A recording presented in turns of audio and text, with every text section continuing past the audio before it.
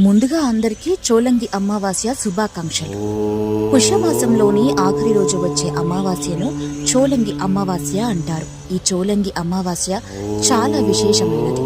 శ్రీ మహావిష్ణువు వైద్య నారాయణుడిగా వీరరాఘవునిగా ఆవిర్భవించిన రోజు కూడా చోలంగి అమావాస్యనే. అందుకే ఈ రోజున మనం ఎంత భక్తి శ్రద్ధలతో విష్ణువును పూజిస్తామో అంత చక్కని ఫలితం వస్తుందని శాస్త్రం చెబుతోంది.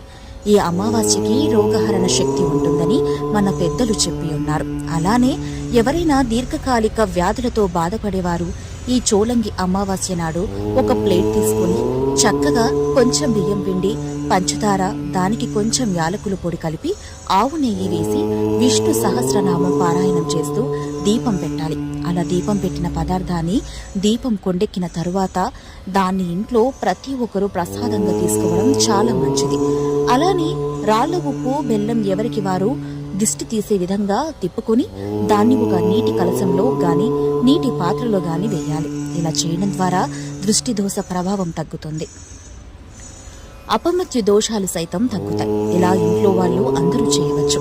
లేదా దీర్ఘకాలిక వ్యాధులతో బాధపడుతున్న వారు కూడా ఇలా చేస్తే మంచి ఫలితం ఉంటుంది.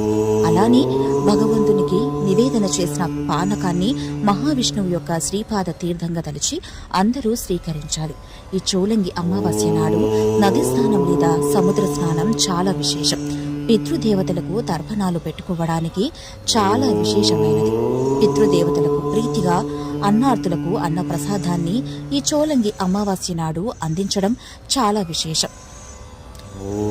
పుష్యమాసంలో ఆఖరి రోజైన అమావాస్యను చోలంగి అమావాస్య అని అంటారు.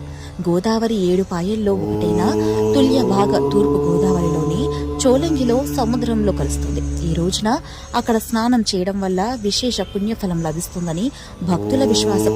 ఇక్కడ ప్రతి ఏటా జరిగే చోలంగి తీర్థానికి ఎంతో మంది భక్తులు వచ్చి పవిత్ర స్నానాలు ఆచరించడంతో పాటు పెద్దలకు పిండ ప్రదానం చేయడం,